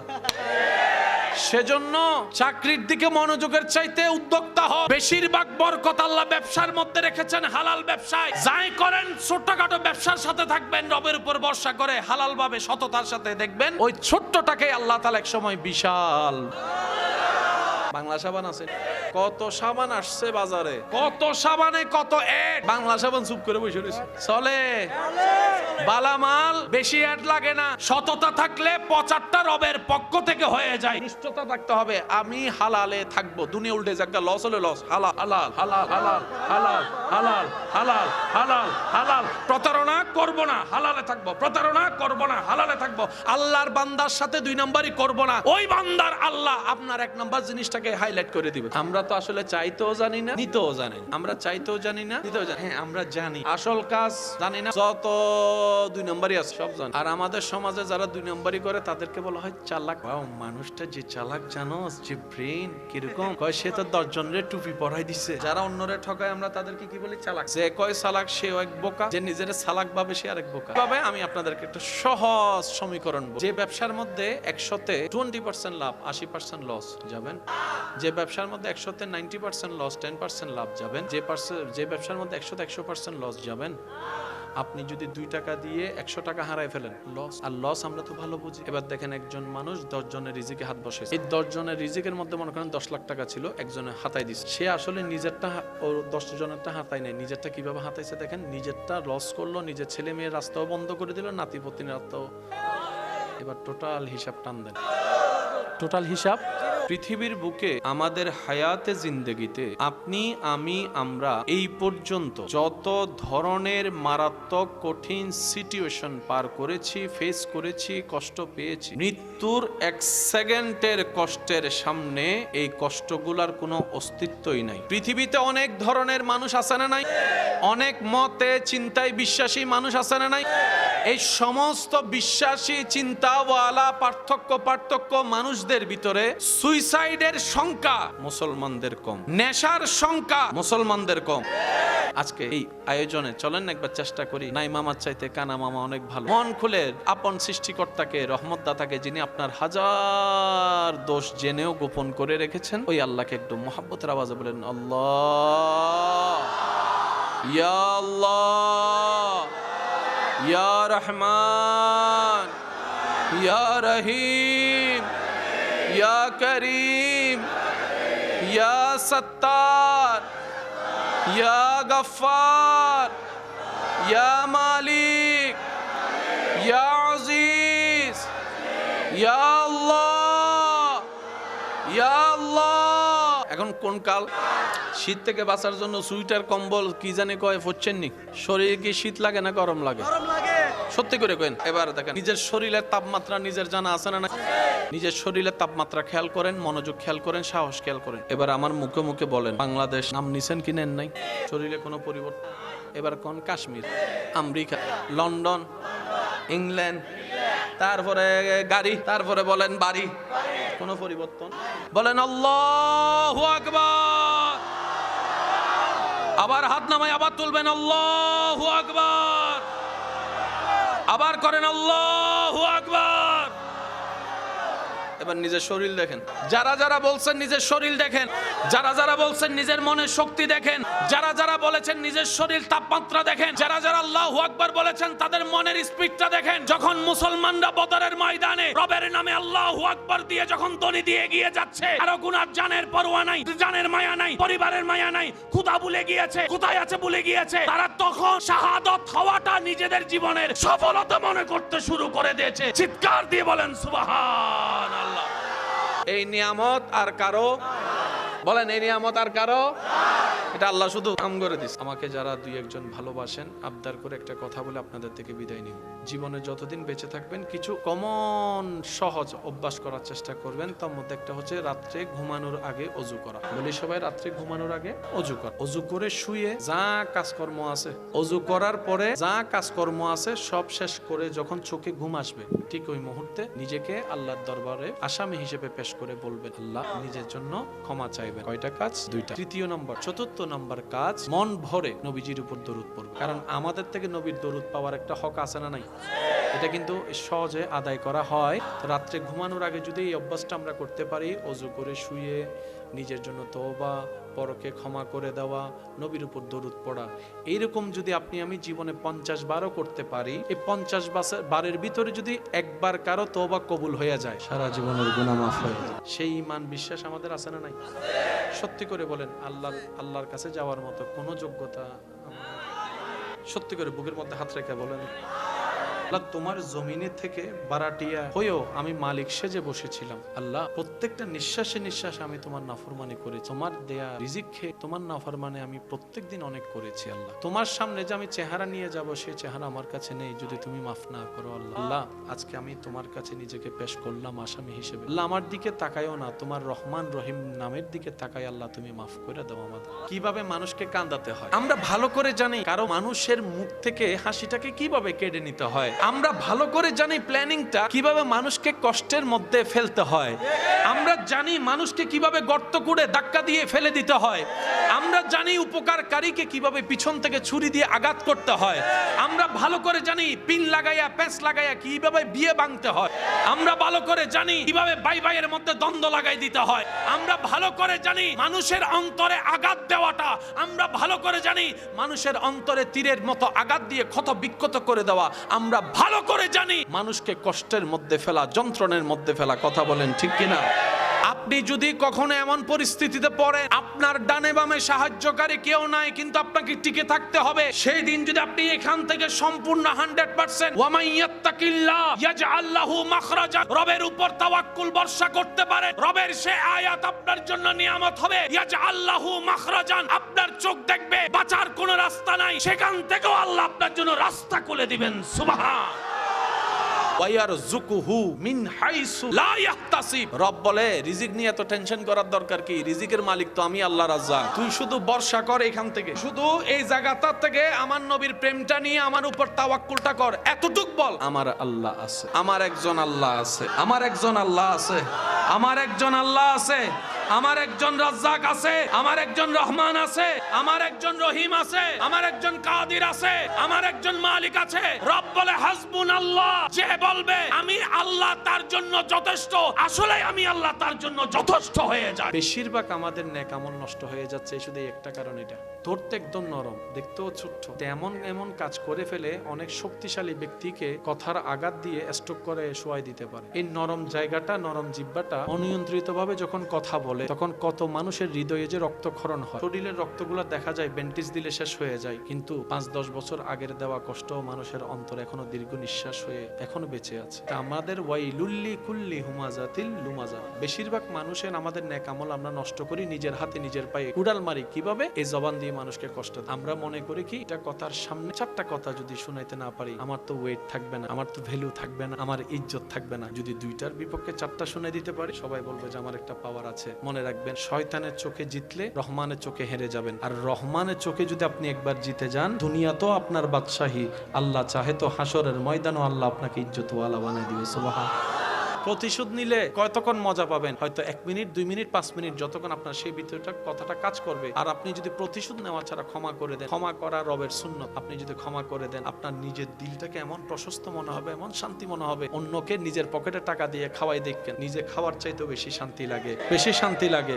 সেজন্য মনে রাখবে, হামলার বিপক্ষে হামলা নয়, রাগের বিপক্ষে রাগ নয়, আল্লাহর দিকে তাক। আল্লাহর সব বান্দা যারা আপনাকে কষ্ট দিয়েছে ইচ্ছায় অনিচ্ছায়, জেনে না জেনে, বুঝে না বুঝে, সবাইকে মাফ করে দিবেন। এবার আপনি বলবেন ভাইয়া যে আমার উপর জুলুম করেছে আমি তাকে মাফ করলে তাহলে তার সাজাটা কিভাবে হবে? আমি বলবো ভাই বিচারটা আপনি কইরেন না, বিচারটা রবের উপর দিয়ে আপনি মাফ করে দেন। ওনার সাজা ওনার রব দিবে, আপনার দেওয়া লাগবে না। আপনি দিলে কয়টা দিতে পারবেন? 2টা ঘুষি দিতে পারবেন। বেশি বেসাচ্ছে ঘুষি বললে তো পুলিশ আসে আপনারা নিয়ে যাবো। তো আল্লাহর দিকে তাকায়, আপনার চাচতো ভাই, জ্যাঠতো ভাই, স্বামী, স্ত্রী, মা, বাবা, ভাই বোন, যেই হোক XYZ, আল্লাহর দিকে তাকায় মাফ করে দেন। কেন মাফ করবে? রব বলে আমার জন্য আমার দিকে তাকিয়ে অন্যকে ক্ষমা করে আমি আল্লাহ খুশি হয়ে তাকে ক্ষমা করে দিই। আপনি নিজে ক্ষমা পাওয়ার জন্য অন্যকে মাফ করে দেন, কোনো দাড়ি কমা রাখার দরকার। তো জান্নাতীরা কি করে জানেন? জান্নাতীরা বলে যে আল্লাহ অমুককে জান্নাত দাও, আল্লাহ অমুককেও তুমি জান্নাত দাও, অমুককে জান্নাত, আল্লাহ আমার চাচতো ভাই জ্যাঠতো ভাইকেও তুমি জান্নাত দাও, আল্লাহ আমার মামা চাচাকেও তুমি জান্নাত দাও, আল্লাহ আমার জায়গা খাইছে যে আমার মামা আমার যেটা, আল্লাহ তাদেরকে তুমি কষ্ট দিও না, তাদেরকেও তুমি জান্নাত দাও। আল্লাহ আমার স্ত্রীটা আমাকে অনেক কষ্ট দিচ্ছে স্বামী হিসেবে, আমি তাকে মাফ করে দিছি, আল্লাহ আমার স্ত্রীকে তুমি জান্নাত দাও। আল্লাহ আমার স্বামীকে তুমি জান্নাত দাও, উনি আমার উপর অনেক অত্যাচার করেছে, আল্লাহ আমি মাফ করে দিয়েছি, কারণ আমি জানি ক্ষমাকারীকে নাকি তুমি ভালোবাসো, তোমার ভালোবাসা পাওয়ার জন্য আমি কারোর উপর রাগ রাখি নাই, আমি মাফ করে দিয়েছি সবাইকে, সবাইকে মাফ করে দিয়েছি। আল্লাহ অমুককে জান্নাত দাও, অমুককে জান্নাত দাও, অমুককে জান্নাত দাও। একজনে সবার জন্য জান্নাত খুঁজে রবের কাছে যখন দরখাস্তগুলো যায়, ফেরেশতা নিয়ে যায়, রব বলে যে আমার বান্দা সবার জন্য জান্নাত খুঁজলো, নিজের জন্য কিছু খুঁজে নাই। তখন ফেরেশতা বলে আল্লাহ সে বুঝে ফেলেছে, তুমি তার জন্য করো যে অন্যের জন্য করে, তুমি তাকে শান্তি দাও যে অন্যকে শান্তি দেয়, তুমি তার ইজ্জত হেফাজত করো যে অন্যের ইজ্জত হেফাজত করে, তুমি তার দোষগুলোকে গোপন রাখো যে অন্যের দোষগুলোকে গোপন রাখে, যে অন্যকে শান্তি দেয় তুমি তাকে শান্তি দাও। সেই সূত্রটা শিখে ফেলছে, তাই আগের মতো নিজের জন্য দরখাস্ত করে না, এখন তোমার সৃষ্টির কল্যাণে দরখাস্ত করে। রব বলে যে আমার বান্দার ভালো চাই, আমি আল্লাহ তার ভালো চাই, সে অন্যকে জান্নাত দিতে চেয়েছে, আমার কাছে ফরিয়াদ করেছে, আমি আল্লাহ তারও জান্নাত দিয়ে দিলাম। সুবহান। আল্লাহ কয় কি চাস? আল্লাহ ওরে চাই, ও কি হালাল না হারাম? এখন আপনি যদি বলেন যে আল্লাহ আমারে 2 বোতল মদ দেন, এটা যেমন আল্লাহ যায় নামাজ বিছাই আল্লাহ আমারে 2 বোতল দাও, এটা যেমন করবেন না ওইটাও করবেন না, তো করবেন কি? আল্লাহ যদি আমার জীবনের জন্য কল্যাণকর হয়, সে আমার হলে তুমি খুশি হও, তাহলে দিও, আর না হলে দেওয়ার দরকার নাই। এভাবে কি আমরা করি? আমরা আল্লাহর কাছে যখন সবকিছু চাইবো কার কাছে? দিবেন কে? চাওয়ার একটা সিস্টেম আছে না? দেখেন তো এরকম চাওয়াটা আমাদের মধ্যে হয় কি? আল্লাহ আমাকে একটা ঘর দি, আল্লাহ আমাকে একটা ফালসাদ বলে বলে, আল্লাহ একটা আইফোন, আল্লাহ আমাকে একটা ভালো কোম্পানিতে চাকরি। এবার আল্লাহ পাক আপনার দোয়া কবুল করে আপনারা ঘর দিছে কিন্তু শান্তি নেই। আল্লাহ আপনারা বউ দিছে কিন্তু ঘরের মধ্যে আপনার বউ আপনারা তুলে আর বয়, তুলে আর বয়, তুলে আর বয়। লাভ কি? সেজন্য দোয়া এটা করবেন না, আল্লাহ একটা ঘর দাও। আপনি বলবেন আল্লাহ একটা সুখের ঘর দাও, আল্লাহ একটা পবিত্র জীবন সাথী দাও, আল্লাহ নেককার সন্তান দাও। আমরা দোয়া করি কি আল্লাহ একটা ছেলে দাও, একটা মেয়ে দাও, আল্লাহ একটা ছেলে দাও, একটা মেয়ে দাও। আচ্ছা ছেলেটা হইয়া যদি, এবার বলেন ছেলেটা কি হওয়া দরকার না মরে যাওয়া দরকার? তেমন ছেলে সন্তান লইয়া লাভ কি? বলবেন আল্লাহ একটা নেককার সন্তান দিও, আল্লাহ সুখের একটা ঘর দিও, আল্লাহ হালাল একটা চাকরি ব্যবসা দিও। তাহলে আপনার ফিদ দুনিয়া হাসানাতাও ওয়া ফিল আখিরাতি হাসানা, দুটোটাই আপনার হয়ে যাবে। আরে আপনার রব তো এমন, এই রবের দরবারে কমতি নাই, উনি দিতে কিপটামিও করে না, তো পাবেন না কেন? উনি ফেরাউনেরে দিছে না, উনি ফেরাউনেরে দিছে না। তা আমরা তো গুনাহগার, ফেরাউনের মতো তার বেয়াদব না। মনে রাখবেন গুনাহগারের মাফ আছে, বেয়াদবের কোনো মাফ। আর পাগলরা নগদে বিশ্বাস করে, আর মুসলমানরা কয় বাকি রাখছি রবের কাছে। আমাদের সবকিছু রবের কাছে জমা। মানজা বিল হাসানাতে ফালাহু আশরু আমসালিহা। রব বলে যে আমার নামে এক জমা রাখবে, আমি তাকে 10 গুণ বেশি দান করব। আল্লাহ 10 গুণই কি সর্বোচ্চ? রব বলে যে না, সর্বনিম্ন 10 গুণ, সর্বোচ্চ 700 গুণও হইতে পারে, 7000 গুণও হইতে পারে, 7 লাখ গুণও হইতে পারে, বেগাইরে হিসাব, হিসাব ছাড়াও দান হতে পারে। জীবনে কতবার কত কাউকে ডাকছি, কত মায়া করে কতজনের নাম ধরছি, কতজনের জন্য চোখের পানি ফেলছি আপনি আমি, কিন্তু আফসোস যিনি বানিয়েছেন ওনার জন্য এখনো পর্যন্ত চোখের পানি ফেলার সুযোগ আপনার আমার হয়। মন ভরে ওনাকে একবার যে ডাকবো, সে ডাকাটাও কখনো হয় নাই। জবানে অনেকবার ডেকেছি, হয়তো দিল থেকে ওইভাবে ডাকাটা হয় নাই। একবার ডাক যদি কবুল হইয়া যায়, একবার শুধু আপনার ডাকটা কবুল। আসেন, এতদিন তো অন্যের দোষ ধরে সময় কাটিয়েছি, আজকে নিজের দোষগুলো একটু খোঁজার চেষ্টা করব। এতদিন কাটাইছি কি নিজের দোষ খুঁজে নাকি অন্যের দোষ খুঁজে? আজকে খুঁজবো নিজের দোষ। কেন? হাসরে তো আল্লাহ আমাকে অন্যের সম্পর্কে জিজ্ঞেস করবে না, আমাকে আমার সম্পর্কে জবাবদিহি করতে হবে। আপনি আপনারটা করবেন। সেজন্য বুদ্ধিমানরা অন্যের দোষ খুঁজে সময় নষ্ট না করে নিজের দোষের জন্য রবের দরবারে তওবা করে করে জান্নাতের রাস্তাকে সহজ করে ক্লিয়ার করে। সুবহানাল্লাহ। মৃত্যুর যন্ত্রণা, মৃত্যুর কষ্ট, এটার যে মাত্রা, সেই মাত্রাকে সামনে রাখলে পৃথিবীর পাওয়া আপনার আমার সমস্ত কষ্টগুলা তুলার মতো মনে হবে। ওই কষ্ট যখন আপনি আমি অনুভব করা শুরু করব, ওই কষ্টের সময় যখন পার হওয়া শুরু হবে, তখন আপনার আমার কাছে দুনিয়ার এই সমস্ত কষ্ট যেগুলাতে আপনার আমার মনে হতো আমার পক্ষে আর বাঁচা সম্ভবপর নয়, আমি হয়তো আর বাঁচতে পারবো না, আমি বেঁচে থেকে আর কি লাভ, মরে গেলেই ভালো, এই চিন্তা যে কষ্টগুলাকে সামনে নিয়ে করতাম, মরণ যন্ত্রণা শুরু হয়ে গেলে ওই কষ্টগুলা আর কষ্ট মনে হবে না। মনে রাখবেন, অনেকে কষ্ট সহ্য করতে না পেরে নিজেকে আত্মহত্যার দিকে ঠেলে দিয়ে সুইসাইড করে, বিষ খেয়ে নিজেকে হত্যা করার চেষ্টা করে। জেনে রাখবেন, মনে রাখবেন, যেই ব্যক্তি কষ্ট সহ্য করতে না পেরে আবেগে, রাগে, অভিমানে গলার মধ্যে ফাঁস লাগিয়ে দেয়, সেই ব্যক্তিও মরণ যখন কাছে চলে আসে, নিঃশ্বাস যখন বন্ধ হওয়া শুরু হয়, সেও কোনো না কোনো ভাবে আবার নতুন করে বাঁচার চেষ্টা ঠিকই করেছিল। যখন ফাঁস লেগে যায় তখন বিবেক খুলে, যখন বিষ কণ্ঠনালী দিয়ে নেমে যায় তখন বিবেক খুলে, তখন আর আবেগ কাজ করে না, তখন অভিমান কাজ করে না। কিন্তু আফসোস, সেখান থেকে ব্যাক গিয়ার দিয়ে আবার নরমাল লাইফে আসার কোনো সুযোগ। সেজন্য গবেষণা করে দেখবেন, এই পৃথিবীতে যত রকমের মানুষ আছে, সবচাইতে সুইসাইড কম সংখ্যা পাওয়া যায় একমাত্র মুসলমানদের ভিতরে। সুবহানাল্লাহ। সংখ্যা প্রত্যেকটা জায়গায় আছে, কম হচ্ছে মুসলমানের। এবার বিশ্ব জ্ঞানী ব্যক্তিরা এই বিষয় নিয়ে গবেষণায় পড়ে গেল, কিরে ডলার যাদের অভাব নাই তারা দেখি নেশা করে করে জীবন নষ্ট করে ফেলছে, যাদের স্বর্ণের অভাব নাই, তেলের অভাব নাই, ল্যান্ড ক্রুইজারের অভাব নাই, প্রাডোর অভাব নাই, তারা দেখি সুইসাইড করে ফেলছে, একাকিত্ব জীবন নিচ্ছে। মুসলমানদের সংখ্যা এই হারে কম, কারণটা কি? গবেষণায় যখন লাগলো, তারা দেখতে পেল মুসলমানদের কাছে এমন একটা জিনিস আছে যেটা অন্য কারো কাছে নাই। ওই জিনিসটা হচ্ছে, 1 নাম্বার, মুসলমানদের ভিতরে রবের উপর ভরসা, বিশ্বাস জিনিসটা বেশি আছে। সুবহানাল্লাহ। মুসলমানদের ভিতরে ধৈর্য ধরার একটা প্রবণতা আছে। মুসলমানদের ভিতরে পাই না পাই হা হুতাশ না করে রব যতটুক দেয় অতটুক পেয়ে আলহামদুলিল্লাহ বলে দিল থেকে রবের দরবারে সিজদা দিয়ে শুকরিয়া আদায় করার প্রবণতা আছে। বলেন সুবহান। আল্লাহর নিয়ামত পাওয়ার কোনো যোগ্যতা আমাদের, আল্লাহর নিয়ামত পাওয়ার মতো এবিলিটি, ক্ষমতা, যোগ্যতা, কোয়ালিটি আমাদের কারো ভিতরে তো যা পেয়েছি সব রব দান করেছেন, ভিক্ষা দিয়েছেন। আর ভিক্ষুক কখনো ভিক্ষা পেয়ে নাক মুচড়ানো মানায় না। ভিক্ষুক ভিক্ষা পেয়ে সুন্দর করে হাসি দিয়ে চলে যেতে হয়, এটাই ভিক্ষুকের লক্ষণ। কথা বলেন ঠিক কিনা? হিংসা, অহংকার, আমিত্ব, লোভ, লালসা, গীবত, পরনিন্দা, এগুলো আমাদের লাভ করে না ক্ষতি করে? দুনিয়ার জীবন কি সুন্দর করে না নষ্ট করে? এগুলা কি গরু ছাগলে করে না আমরাই করি? আমাদের এই সমস্ত জিনিসগুলো আমাদের কোথায় আছে? কানে, মুখে, পিঠে? কোথায়? হিংসা কোথায়? পিঠে না দিলে। অহংকার কোথায়? লোভ কোথায়? আমিত্ব কোথায়? এবার বলেন নিয়ত কোথায়? ঈমান কোথায়? সেজন্য এই জায়গাটা পরিষ্কার করতে হবে। এই জায়গাটা পরিষ্কার হওয়ার পর যদি একটা সিজদা দেন, এবার এই জায়গাটা নষ্ট করে দিছে কে? আমাদের মানব শরীরে চুলের আগা থেকে শুরু করে পায়ের তলা পর্যন্ত যতগুলা জায়গা আছে এই শরীরের ভিতরে, আপনার আল্লাহর আপনার কোন জায়গার প্রতি মনোযোগ নজর আছে বলে আপনার মনে হয়? কানের দিকে, হাতের দিকে, নখের দিকে, নাকের দিকে, চুলের দিকে, পেটের দিকে, কোমরের দিকে, পায়ের দিকে, মনের দিকে, মনের দিকে, মনের দিকে, পিঠের দিকে, মাথার দিকে, চোখের দিকে, মনের দিকে। এবার বুঝতে পারছেন শয়তান কেন তার নোংরা জিনিসগুলো সব ফিটে না রেখে মনে ঢুকে দিছে? শয়তানের প্ল্যানিং হচ্ছে আপনার আল্লাহর নজর আপনার মনের দিকে। এখন এই জায়গায় যদি নূর থাকে আপনি আল্লাহর বলি হয়ে যাবে, এটা ও সহ্য করতে পারে না। ও তখন কি করে? আপনার সেই মন ঘরের ভিতরে হিংসা ঢুকায়, অহংকার ঢুকায়, লোভ ঢুকায়, আবর্জনা করে ময়লা বানায় ফেলে। এখন এদিকে আল্লাহ তাকায় না, সেজন্য আপনার নামাজটা নামাজ আর হচ্ছে না, আমার নামাজ হচ্ছে না। সেজন্য আমরা আল্লাহু আকবার, আলহামদুলিল্লাহি রাব্বিল আলামিন,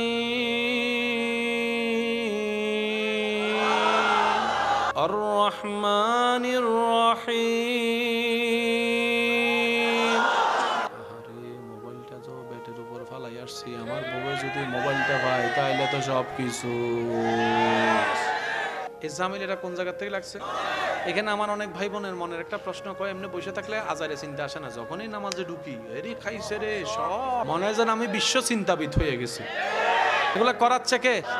কেন করাচ্ছে? তাকে জিজ্ঞেস করেন আমি নামাজ পড়ি তুই আমার ডিস্টার্ব করস কেন? তখন সে বলে যে আমি একা জাহান্নামে যাবো, কিন্তু তোরও লইয়া যাবো। তুই নামাজ পড়লে তোর গুনাহ মাফ হয়ে যাবো, তুই নামাজ পড়লে তো আল্লাহর প্রিয় হবি, তুই আল্লাহর প্রিয় হলে তো জাহান্নামে কেমনে নিব? আমি একা জাহান্নামে? চলবে না, আমিও জাহান্নামে তুইও জাহান্নামে। সেজন্য তোর মন আমি দখল করছি, মন দখল করছি।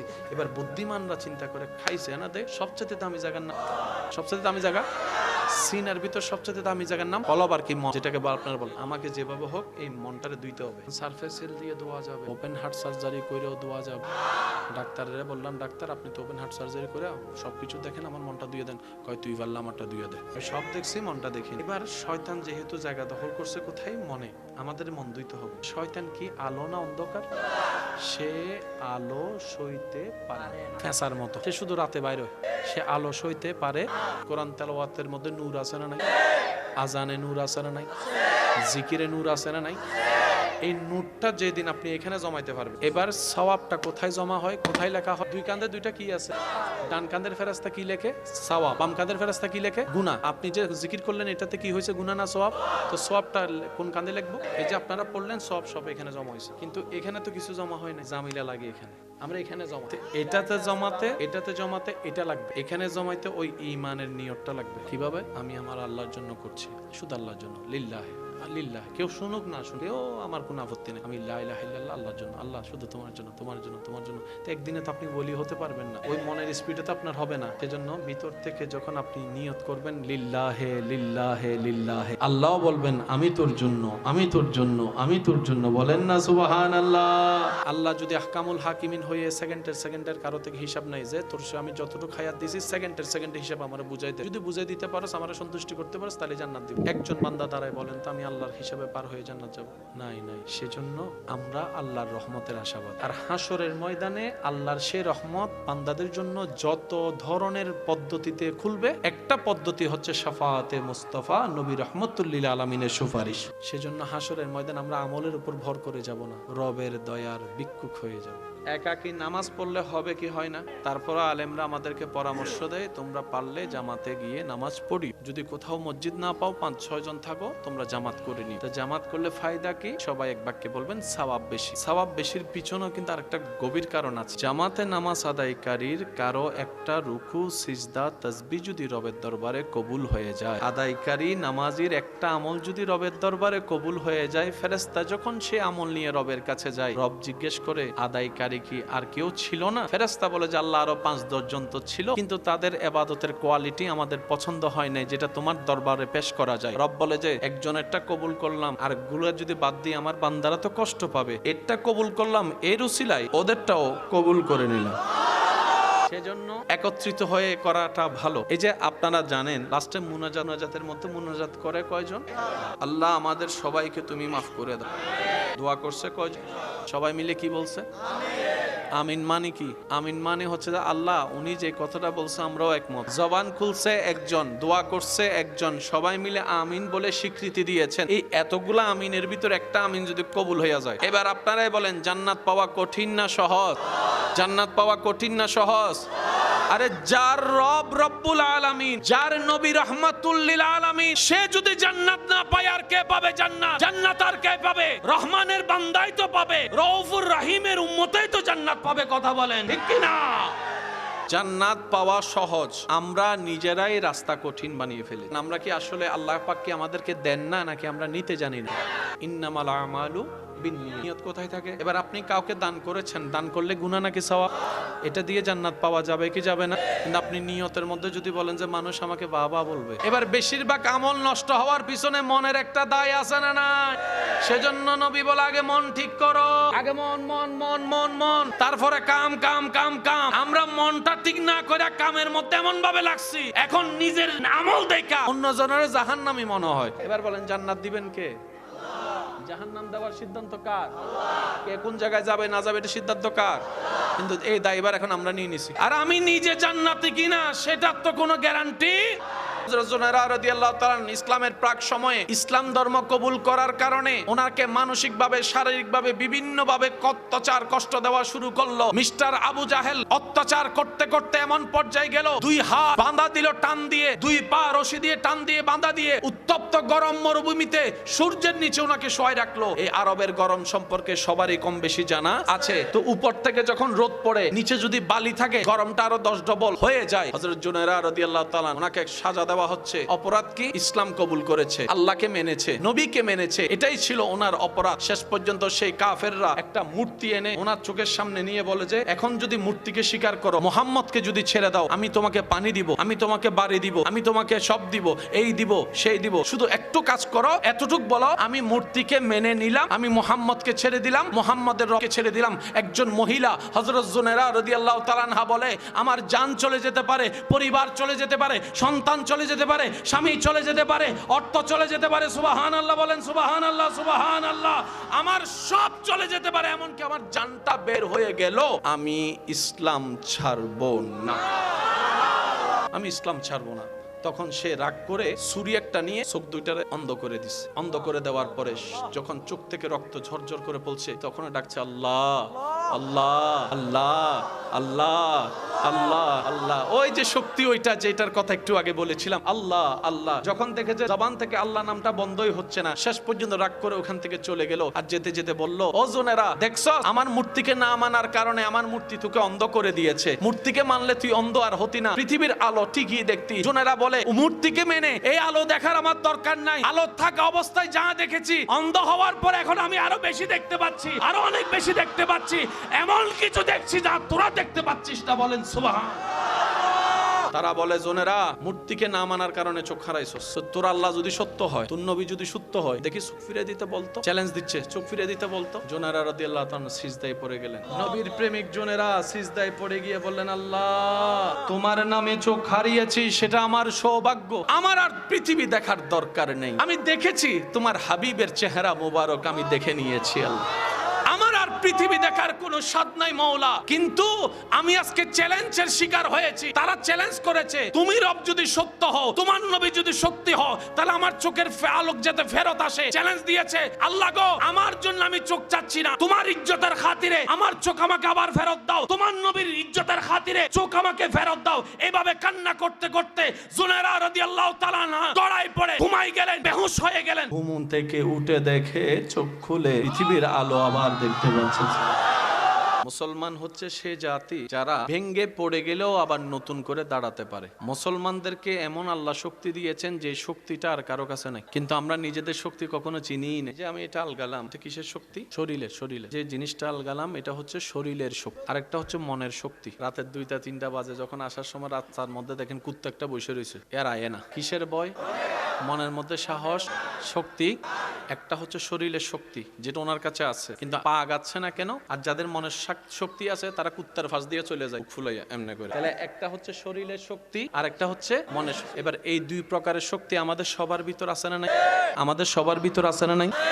অন্যদের ভিতরে, তাদের ভিতরে, ওই ওদের ভিতরে, ওই পশ্চিমাদের ভিতরে, বড়দের ভিতরে, সবার ভিতরে এই দুই শক্তি সবার ভিতর আছে। কিন্তু একটা শক্তি আল্লাহ শুধু মুসলমানদেরকে দিয়েছেন, এটা আর কাউকে দেয় নাই, ওটা হচ্ছে ঈমানি শক্তি। এবার আসেন আমার ভাইয়েরা, কোথাও ঝগড়া করতে গেছেন, আপনি নিয়ে গেছেন 5 জন, ওখানে যাই দেখলেন 50 জন, জীবন আর ঝগড়া করবেন? আপনি তখন বলবেন না রাস্তা ভুলে গেছি তো এদিকে আইছিলাম। 5 জন কখনো 50 জনের সামনে দাঁড়াবে না, এটাই বাস্তবতা। কিন্তু পৃথিবীর সমস্ত মানুষের চিন্তাকে মিথ্যা প্রমাণ করে দিয়ে বদরের প্রান্তরে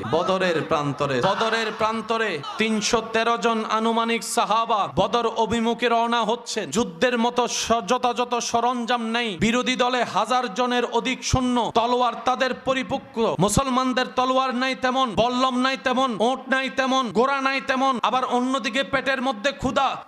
একজন মুসলমান যাদের পরিবার আছে, সন্তান আছে, পরিবার আছে, বাঁচার ইচ্ছা আছে, এমন যুবকেরা, এমন সাহাবায়ে কেরাম এক কদম বদর অভিমুখে রওনা করতে লাগলেন। সামনের দিকে যেতে লাগলেন। দৃশ্যমান হয়ে গেল 1000 জনের সৈন্যদল সামনে দাঁড়িয়ে আছে। ওরা যদি সবাই ঝাঁপাই পড়ে 313 জনকে শেষ করা বেশি বড় ব্যাপার হবে না, কারণ সংখ্যাই তো অধিক্য, তেমন যুদ্ধের সামগ্রী নাই। সাহাবায়ে কেরাম চলে যাচ্ছে। জগৎ জিজ্ঞেস করছে আপনাদের কি জানের মায়া নাই, পরিবারের প্রতি পিছু টান নাই? আপনারা তো পারবেন না 313 জন হয়ে 1000 জনের জন্য কিভাবে যুদ্ধ করবেন?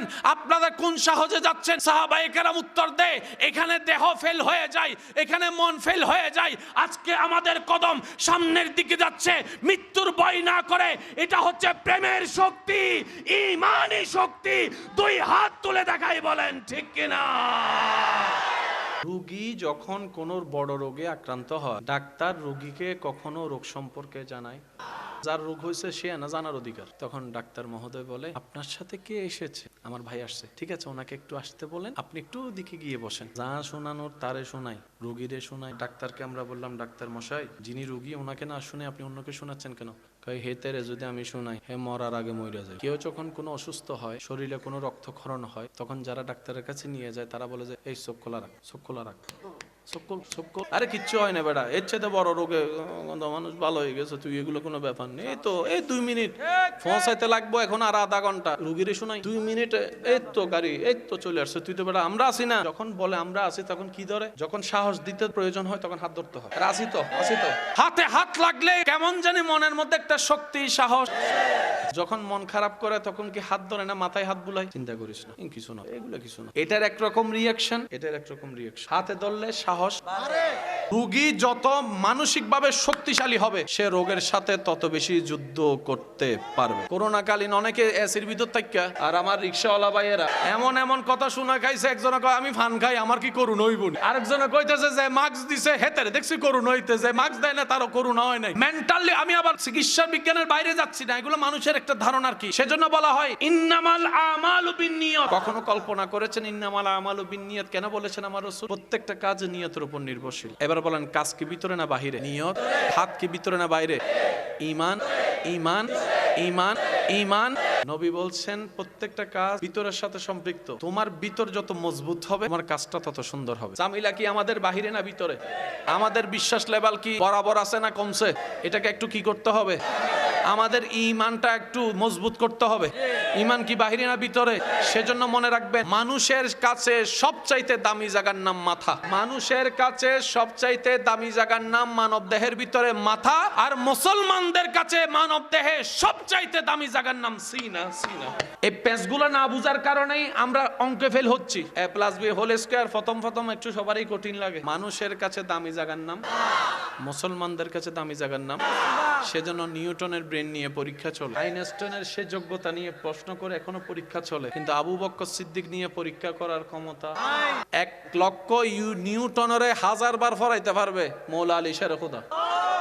ওনাকে নিয়ে এখনো পর্যন্ত পরীক্ষা করার ক্ষমতা নাই। কারণ পরীক্ষা ইটার চলে, ওপেন হার্ট সার্জারি করলে আপনি কলিজা পাবেন, হার্ট পাবেন, কলব পাইতেন না। মানুষের কাছে দামি জায়গার নাম কি? মুসলমানদের কাছে দামি জায়গার নাম কি?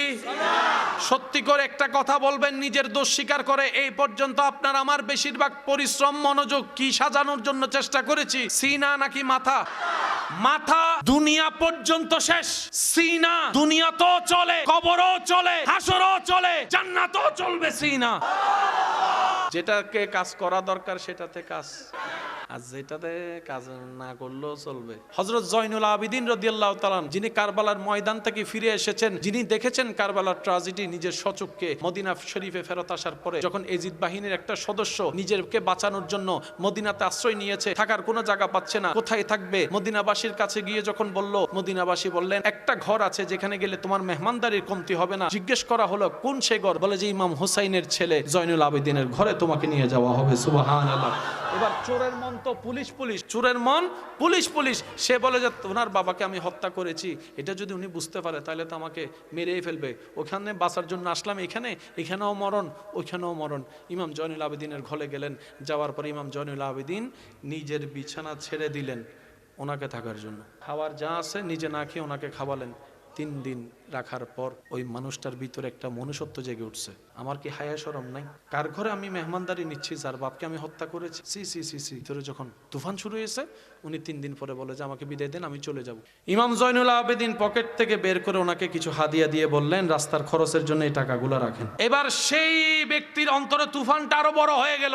কেমন মানুষকে আমি হত্যা করলাম, কেমন মানুষের পরিবারকে আমি হত্যা করলাম। সি সি সি। কিছু দূর গিয়ে উনি ক্ষমা চাওয়ার জন্য আবার আসলেন, দরজা নক করলেন। ইমাম জয়নুল আবেদিন দরজা খুলে দেখে যে সে ব্যক্তি দাঁড়িয়ে আছে। তখন সে চোখের পানি ছেড়ে ছেড়ে বলে, আপনি হয়তো আমাকে চিনতে পারেন নাই, চিনলে ঘরও ঢুকতে দিতেন না, মেহমানদারি তো দূরের কথা। এই কথা শুনে ইমাম হুসাইনের সন্তান ইমাম জয়নুল আবেদিন বলে, প্রথম দেখায় আমি তোমারে চিনতে পেরেছি।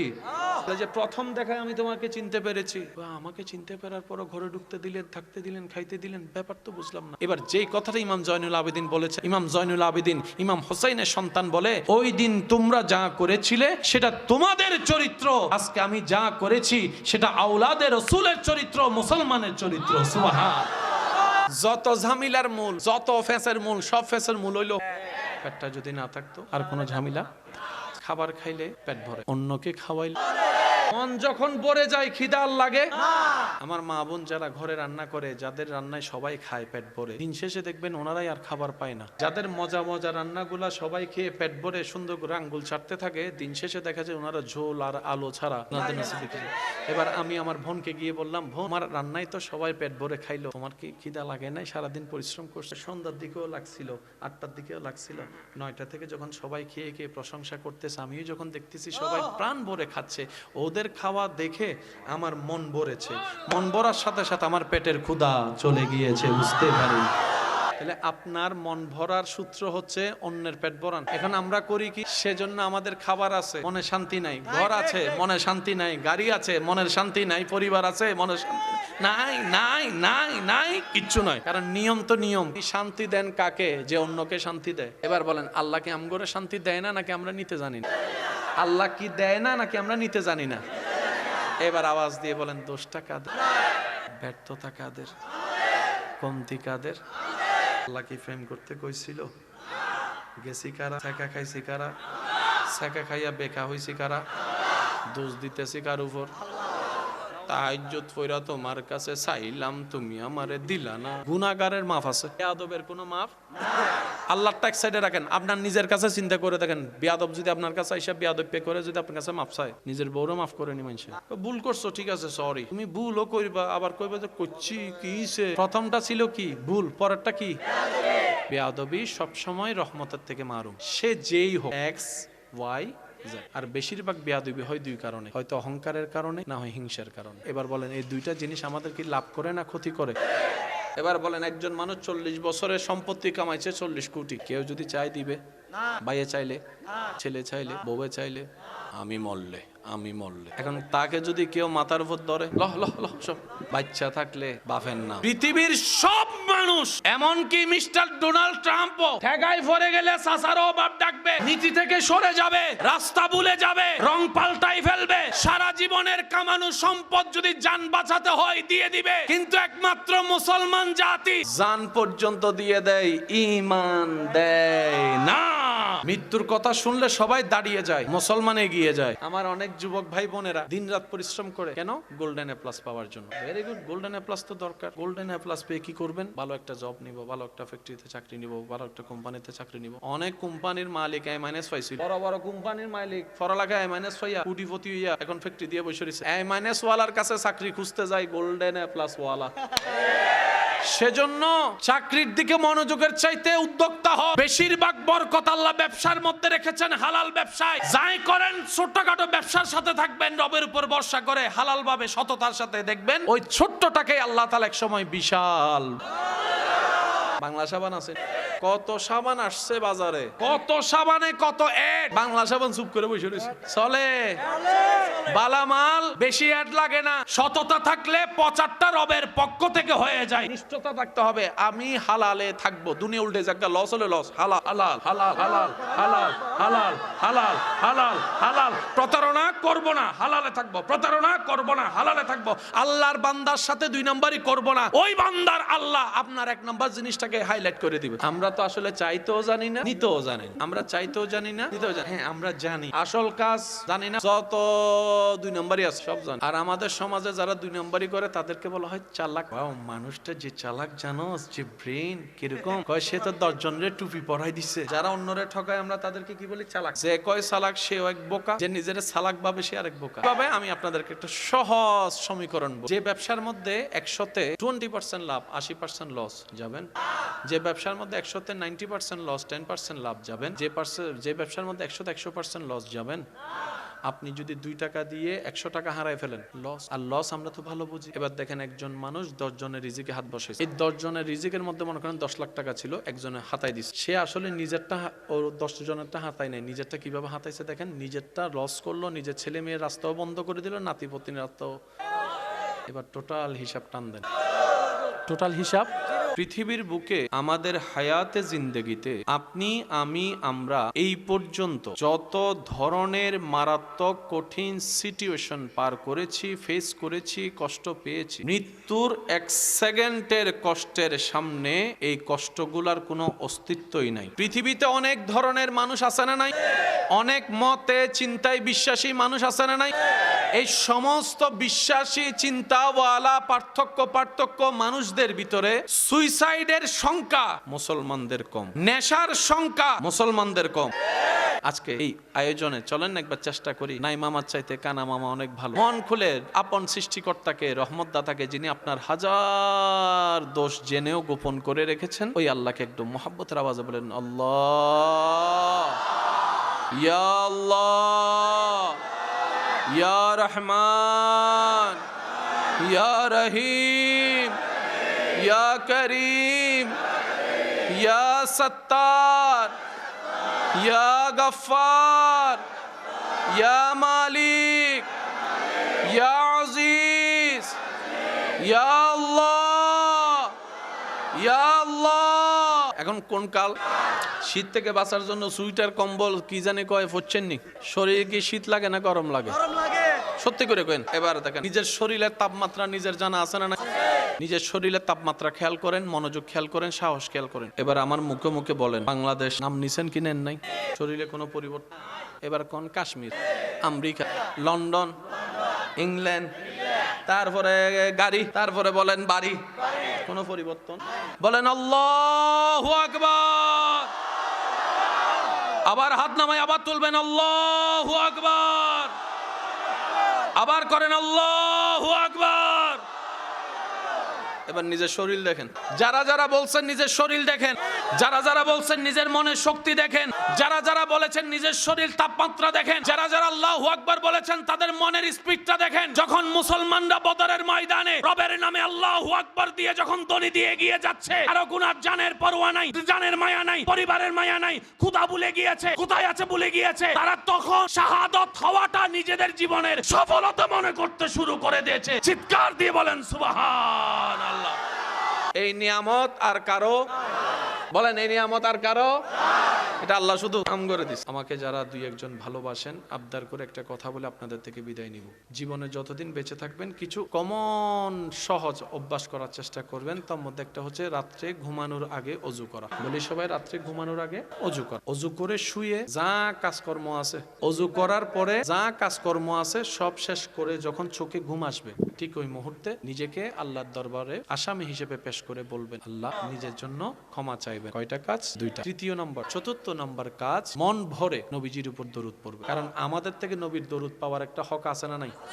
এটা কিন্তু সহজে আদায় করা হয়। তো রাত্রে ঘুমানোর আগে যদি এই অভ্যাসটা আমরা করতে পারি, অজু করে শুয়ে নিজের জন্য তওবা, পরকে ক্ষমা করে দেওয়া, নবীর উপর দরুদ পড়া, এইরকম যদি আপনি আমি জীবনে 50 বারও করতে পারি, এই 50 বারের ভিতরে যদি একবার কারো তওবা কবুল হয়ে যায়, সারা জীবনের গুনাহ মাফ হয়ে যায়। সেই ঈমান বিশ্বাস আমাদের আছে না নাই? সত্যি করে বলেন, আল্লাহর কাছে যাওয়ার মতো কোনো যোগ্যতা আমাদের? সত্যি করে বুকের মধ্যে হাত রেখে বলেন।